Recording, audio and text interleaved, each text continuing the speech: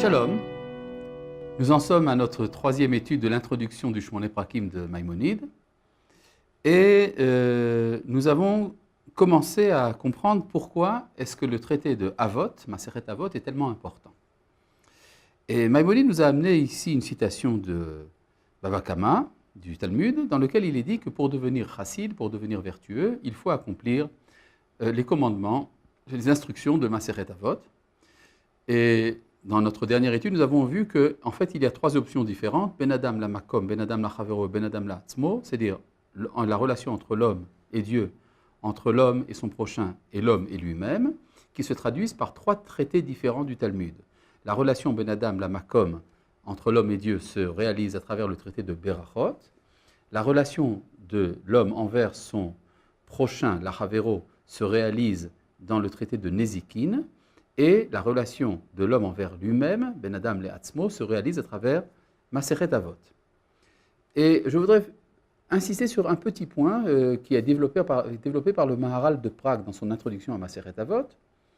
Il demande pourquoi est-ce que nos sages, quand ils ont voulu parler de la relation de l'homme envers son prochain, ont tout concentré sur le traité de Nezikin, le traité des dommages, et n'ont pas parlé par exemple de la charité, des bonnes œuvres. C'est la première idée qui vient à la tête quand on se dit c'est quoi une bonne relation de l'homme envers son prochain? Eh bien, c'est d'aider les nécessiteux, de guérir les malades, enfin, de s'occuper des autres. Tandis que le traité de Nezikin, le traité des dommages, dit en fait ce qu'il faut faire pour ne pas faire de dommages à l'autre. C'est une relation négative. Et là, il y a une petite réponse du Maharal de Prague qui, en fait, est très profonde. C'est qu'en fait, l'essentiel du bien que je peux faire à mon prochain, c'est de ne pas lui faire de dommages. C'est-à-dire, quand je ne fais pas de dommages à quelqu'un, je crée une sphère vide autour de lui qui lui permet de s'épanouir par lui-même. C'est-à-dire que, souvent, la charité active, donner quelque chose, faire un bienfait envers mon prochain, en fait, ça cache un désir de le dominer. C'est une domination cachée. C'est-à-dire, souvent, on voit des gens qui se disent, mais enfin, je lui ai tout donné, alors pourquoi est-ce qu'il se comporte comme ça envers moi? Eh bien, la réponse, c'est parce que tu lui as tout donné qu'il se comporte comme ça envers toi. C'est parce qu'il y a dans le bienfait, dans la charité, quelque chose d'impérialiste, quelque chose qui va s'emparer du domaine de l'autre personne.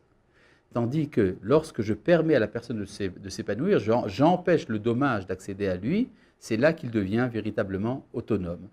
D'où également une règle de la halakha qui est que la charité préférable, c'est de donner un prêt et non pas de donner quelque chose qu'on ne doit pas rendre. C'est-à-dire, si je donne à un nécessiteux, je lui donne une somme très importante, en cadeau. En fait, je l'ai écrasé. Tandis que si je lui ai donné un prêt, j'ai respecté sa personne. Il va me rendre cet argent, donc sa dignité est sauvée. Donc ça, c'était une petite remarque, mais nous allons revenir maintenant à ce que dit Maïmonide de Maseret Avot. Qu'est-ce qu'il nous dit ici? Eh bien, il nous dit, Urvar Amor Rabotenu Zichronam Livracha, nos sages, que leur mémoire soit bénie, nous ont dit, Haïman Debael et Meve Chassida Likaem il est Avot. Celui qui veut devenir vertueux doit accomplir Maseret Avot. Le mot vertueux en hébreu, c'est Chassid. Chassid, celui qui s'acquitte de la Chassidout. Chassidout, c'est-à-dire les bonnes midot. Ve'en etzlenu ma'ala gedola mi Chassidout et la nevoa. Or, il n'y a chez nous aucun niveau supérieur à la Chassidout, si ce n'est la prophétie. Vehi hamevi'a elea. Et c'est la Chassidout qui amène la prophétie. Kemo she'amru rabotenu zichronam livracha. Ainsi que nous ont dit nos sages, que leur mémoire soit une bénédiction, Chassidout mevi'a l'idée Ruach HaKodesh. C'est la Chassidout, c'est-à-dire la vertu, qui amène l'Esprit Saint. Citation de Sota dans le chapitre 9. Et donc, il y a l'Esprit Saint, ce qu'on appelle la prophétie, Nevoa, ça dépend de la Chassidout. Hine idbaer midivrehem, donc il ressort de leurs paroles, shekiyum ma'amre zot hamasechet, que l'accomplissement des enseignements de ce traité, mevi l'idée Nevoa, amène la prophétie.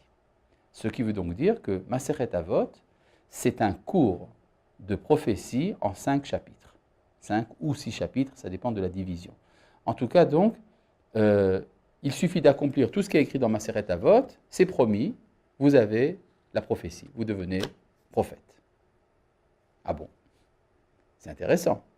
Mais ça voudrait dire quoi? Ça voudrait dire que le but de la moralité, c'est d'être prophète. C'est une chose qu'il faut ici élucider. En fait, on peut se demander, à quoi ça sert la morale? Eh bien, la morale, ça peut servir, et c'est ce que la plupart des gens vous répondront, à être un homme de bien. Comme on dit en yiddish, bin a mensch. C'est être quelqu'un de bien, quelqu'un que l'on aime bien, de vertueux, sur lequel on peut s'appuyer, on peut lui faire confiance. C'est quelqu'un de généreux. C'est un homme accompli en tant qu'homme. Par contre, la prophétie, ça intéresse qui? Ça intéresse essentiellement le Créateur. Parce que le prophète est celui à qui Dieu peut parler. C'est comme si, en fait, on vous disait, le Créateur cherche un interlocuteur. L'interlocuteur de Dieu, c'est le prophète. Et pour faire un jeu de mots, il lui donne son avis. Et l'avis veut dire le prophète. Et on peut dire, en fait, que la prophétie, a priori, ne fait pas partie de la moralité. C'est vrai que Dieu ne parle qu'à des hommes qui se sont acquis de la moralité. Mais est-ce que le fait qu'il y ait la prophétie dans le monde, qu'il y ait une parole de Dieu envers l'homme, fait partie de la moralité ou non? Or, nous voyons que dans beaucoup d'enseignements de nos maîtres, dans toutes les générations, il y a toujours mention de la prophétie comme étant la finalité de la morale. Et il faudrait savoir, mais pourquoi? Est-ce que... Parce qu'on peut dire que la morale, c'est un cadeau. C'est comme si on disait, voilà, tu t'es très bien comporté, tu reçois un cadeau. C'est quoi le cadeau? Tu es prophète. Mais il n'y a pas de corrélation entre la morale et la prophétie. Cette vision est totalement erronée, c'est totalement faux. En fait, on voit que selon l'enseignement de nos Chachamim, la situation d'être prophète fait partie de la morale. Et pourquoi? Eh bien, tout simplement parce qu'un monde sans prophétie est un monde immoral. Comment? Dieu jette l'homme dans le cosmos et il ne lui donne pas d'instruction, il ne lui parle pas pour lui expliquer ce qui va se passer, qu'est-ce qu'il doit faire, qu'est-ce qu'on attend de lui. Vous comprenez que c'est une situation absolument intolérable. C'est cruel de jeter l'homme dans le monde sans lui parler. C'est pour ça d'ailleurs que la Torah nous raconte que lorsque le premier homme a été créé, la première chose qui lui est arrivée, c'est que Dieu lui a parlé. Contrairement à l'idée reçue. Dans l'idée reçue, on se dit, bon, être prophète, il faut pour ça des efforts énormes. Tandis que le premier homme, à peine créé, Dieu lui parle. Tout simplement parce qu'il n'a pas encore eu le temps de se détériorer. C'est-à-dire, nous ne sommes pas des prophètes. Il n'y a plus de prophètes depuis déjà 2400 ans dans l'histoire, probablement à cause d'une décadence du monde. Mais le premier homme créé à l'image de Dieu, comme on dit, eh bien, c'est un homme parfait qui n'a pas eu le temps de faire de mal, et donc le Créateur lui adresse la parole. Et c'est en cela qu'il est prophète. Or, adresser la parole à quelqu'un, c'est un acte moral. C'est-à-dire, la parole, contrairement à une transmission d'informations, la parole, c'est la relation qu'un sujet, qu'une personne, entretient envers un autre sujet, de moi à moi, de quelqu'un qui peut dire « je » à une autre personne qui peut dire « je ». C'est le Dieu d'Israël, contrairement au Dieu des philosophes. Le Dieu des philosophes est quelqu'un de très important, mais il y a un mot qu'il ne sait pas dire. Il ne sait pas dire « moi », il ne sait pas dire « je ». Tandis que le Dieu qui s'adresse aux prophètes, c'est un Dieu qui a une volonté, un Dieu personnel, qui s'adresse à l'homme. À partir du moment où il y a de la prophétie dans le monde n'est plus un cercle fermé, n'est plus une sphère opaque. Il y a une relation entre l'infini, entre le créateur du monde et sa créature. Cette situation est indispensable sur le plan moral.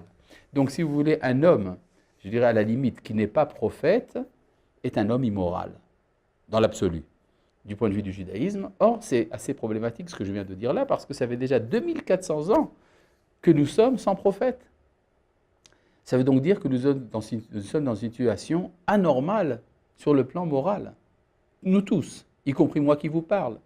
C'est-à-dire nous sommes dans cette situation dans laquelle nous attendrions de la part du Créateur de nous parler, eh bien, il ne nous parle pas. Et ça, c'est fort grave. Et c'est donc, si vous voulez, la prophétie qui est ici l'aboutissement de la chassidoute fait partie également du projet moral selon le judaïsme. Il y a donc deux finalités, en fait, on peut dire à la morale. Une première finalité qui est une finalité humaine, sociale. Quand les hommes se comportent moralement, eh bien, le monde est un monde dans lequel il est bon de vivre, dans lequel les hommes sont accomplis. Et puis, il y a une deuxième finalité, plus profonde, qui est que la morale permet d'établir une relation directe envers le Créateur. Enfin, plus précisément, du Créateur envers l'homme. Il y a par exemple un des livres fondamentaux de la morale juive, un classique qui est étudié dans tous les cercles, dans les yeshivot entre autres, mais dans beaucoup de cercles, le Messilat Yesharim, ce qu'on appelle le Sentier des Justes, écrit au XVIIIe siècle par Rabbi Moshe Chaim Luzzatto, de Padoue en Italie, le Ramchal. Et là-bas, il y a toute une progression qui permet l'ascension morale. Et dans la page de garde de ce livre, il est dit comme cela. Sefer Messilat Yesharim, ceci est le livre du sentier des justes, enfin du sentier des droits, plus précisément. Kolel Kol Inyene Moussar Veirat Hashem, qui comporte tous les sujets de morale et de crainte de Dieu. Alors, il y a ici un double terme. D'une part, on parle de morale, Moussar, c'est ce qui est nécessaire pour être un homme complet. Yirat Hashem, la crainte de Dieu, c'est tout ce qui est nécessaire pour entrer en relation saine envers le Créateur. Est-ce qu'il y a une différence dans le comportement moral de quelqu'un qui a pour but le moussar, tandis qu'il y aurait une autre personne qui a pour but la prophétie? C'est-à-dire, est-ce que finalement, ce n'est pas la même chose? C'est-à-dire, est-ce que quelqu'un qui veut simplement acquérir la plénitude humaine, il veut être un homme de bien. Être prophète ne l'intéresse pas, mais il veut être un homme de bien. Alors on le dira, il faut que tu sois charitable, il faut que tu sois humble, il faut que tu sois heureux, etc. Il y a beaucoup de choses qu'il faut faire pour accéder à la plénitude humaine. Et puis, il y a celui qui veut être prophète. On lui dira la même chose. Tu dois être généreux, tu dois être humble, tu dois être heureux. Il y a beaucoup de choses qu'il faut faire pour accéder à la prophétie. Alors, est-ce qu'il y aurait une différence? Il y a une différence, c'est au niveau de l'ordre. C'est-à-dire, si on veut être un homme de bien, on veut accéder à la moralité, eh bien, il suffit de réparer tout ce qu'il y a à réparer. C'est-à-dire, par exemple, quelqu'un qui est orgueilleux, on lui dit, voilà, on a découvert que tu es orgueilleux, il faut que tu changes ça. Ah bon, d'accord, merci de me le dire, à partir de maintenant, je ne serai plus orgueilleux, je serai humble. L'autre, on lui dit, on a découvert que tu étais trop triste. Ah bon? Alors, qu'est-ce qu'il faut que je fasse? Il faut que tu sois joyeux. Voilà, je vais être joyeux. Etc., etc. On peut faire, disons, une sorte de grille dans laquelle l'homme se vérifie lui-même, il fait ce qu'on appelle son cheshbon nefesh, sa vérification interne, et alors il découvre ce qu'il faut réparer. C'est comme quand on va chez un médecin, il y a telle partie de l'organisme qui a besoin d'être traitée, voilà, c'est ça qui va être réglé. Et en fait, dans quel ordre il faut agir? Dans n'importe quel ordre, ça n'a aucune importance. Tandis que lorsque l'on parle de la prophétie, il y a un ordre dans lequel il faut se transformer. Il faut passer d'un niveau à l'autre. Et là, il y a ce qu'on appelle une messila, un sentier dans lequel il faut suivre. Quand on suit un sentier, il faut commencer par le commencement, continuer par le milieu et finir par la fin. On ne peut pas commencer par exemple par le milieu ou par la fin. Il faut d'abord s'acquitter de certaines midotes, après d'autres midotes, après encore d'autres midotes, et alors on arrive à la prophétie. Et c'est donc qu'il y a ici une progression, un chemin qu'il faut traverser. Par exemple, dans le livre Orot HaKodesh du Rav Kook, dans lequel il parle également, dans la troisième partie, il parle de la moralité, il a divisé son troisième volume du Orot HaKodesh en deux parties. L'une qui s'appelle Moussar HaKodesh, c'est-à-dire la sainteté, la morale selon la sainteté, et la deuxième partie s'appelle Derech HaKodesh, le cheminement de la sainteté. Eh bien, on voit que dans la première partie, il n'y a pas tellement d'importance à l'ordre, tandis que dans la deuxième partie, c'est un derer, c'est un cheminement. En fait, il y a un texte très ancien, qui est mentionné déjà dans le Talmud, mais qui remonte au Tanaïm, qui explique quel est l'ordre de la moralité. Je parle ici de la Braïta, l'enseignement donc de Rabbi Pinchas Ben Yair. Rabbi Pinchas Ben Yair est l'auteur de cette fameuse Braïta sur laquelle est fondé le livre Mesilat Yesharim, qui est Torah Mivia Lede Zeirut, Zeirut Mivia Lede Zerizut. La Torah enseigne le zèle, enseigne la prudence le zèle. De la Zeirut, on arrive à la Nekiyut, à la limpidité de la pensée, etc., etc. Il y a 9 stades qu'il faut passer pour arriver jusqu'au Ruach HaKodesh. Ce texte de Rabbi Pinchas Ben Yair, qui parle ici donc d'une progression, est cité également par Maïmonide ici, quand il dit Chassidut Mivia Lide Ruach HaKodesh, cité également par Ramchal, cité également par le Rav Kook. Donc nous voyons que la tradition de l'étude de la morale chez nous autres, les Juifs, c'est une tradition qui enseigne une progression. Il y a une progression qu'il faut traverser pour accéder à l'Esprit Saint. Et donc c'est ce qu'amène ici Maïmonide. Donc il est très significatif de voir que ce même texte de Rabbi Pinchas Ben Yair se retrouve aussi bien chez Maïmonide, qu'on appelle un rationaliste, que chez le Ramchal, qu'on appelle un kabbaliste, et chez beaucoup d'autres maîtres de la tradition d'Israël. Je reprends ici le texte. Vineni atid levaer amitat adavarahu. Et je vais t'expliquer la véracité de ce que je t'ai dit plus tard. Mipne shehu kolel chelek gadol me'amidot atovot, parce que cela contient une grande partie des bonnes midot, c'est-à-dire des vertus. Veraiti leakdim. Kodem sheatril befirush ha'alacha perakim mo'ilim. Et j'ai jugé nécessaire, nous dit Maïmonide, avant de t'expliquer le texte même de Masechet Avot, il y a un commentaire de Maïmonide sur Masechet Avot, j'ai jugé nécessaire de te donner quelques chapitres d'introduction qui sont utiles.